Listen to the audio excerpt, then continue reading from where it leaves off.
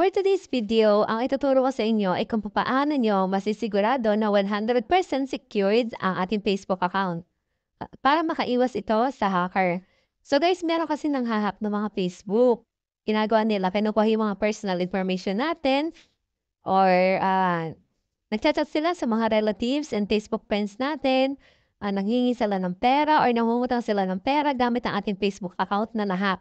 So para maiwasan natin ang ganito guys, gawin niyo lang po itong ituturo ko sa inyo at makakasigurado kayo na hindi maha-hack ang inyong Facebook account.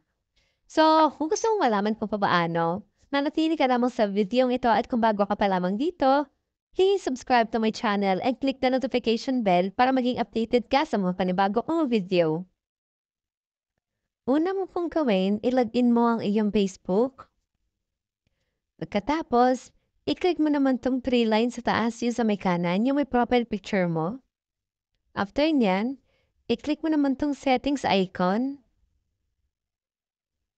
Pagkatapos, dyan sa ilalim ng account, i-click mo naman tong password and security.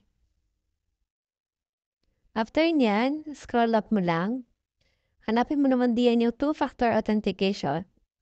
Pagkatapos, i-click mo naman po tong two-factor authentication. So after nyan, yan na po yung lalabas. So nakalagay po dyan, help protect your account.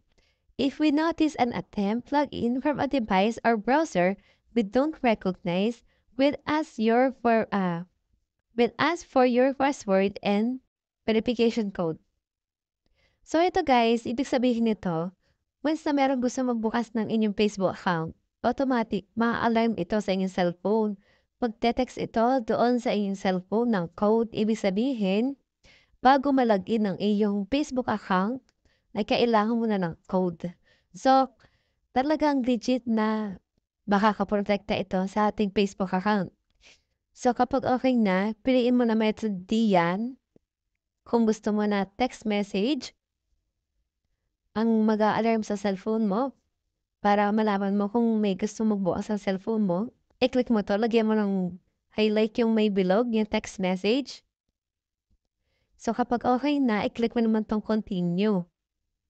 So, after nyan dito, add phone number. Ilagay mo dito yung active mong phone number para once na mag-open ka sa ibang gadget ng iyong Facebook, may darating sa'yo na code at yun yung ilalagay mo code na yon para ma-open mo ang iyong Facebook account. Siyempre, dapat alam mo din yung iyong password. So, kapag okay na. So, guys, ito nga pala, itong two-factor authentication na to. Kahit alam mo yung password mo at maglalagin ka sa ibang gadget, automatic, kailangan mo pa rin ng code. So, ganun siya ka-legit na makakasecure sa iyong Facebook account. So, dito ilalagay mo dito yung Facebook, yung cellphone number mo. So, ilagay mo lang.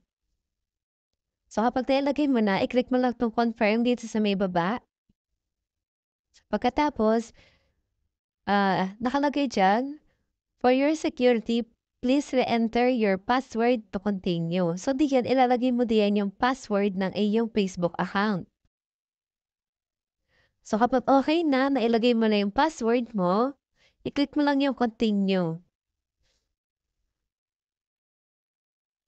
Pagkatapos, ganyan na po yung lalabas. Nakalagay dyan na enter code. So, antayin nyo lang na dumating yung code sa inyong text message. So, kapag dumating na, i-enter mo lang po dito. Kapag na-enter mo na, i-click mo lang yung continue dito sa baba.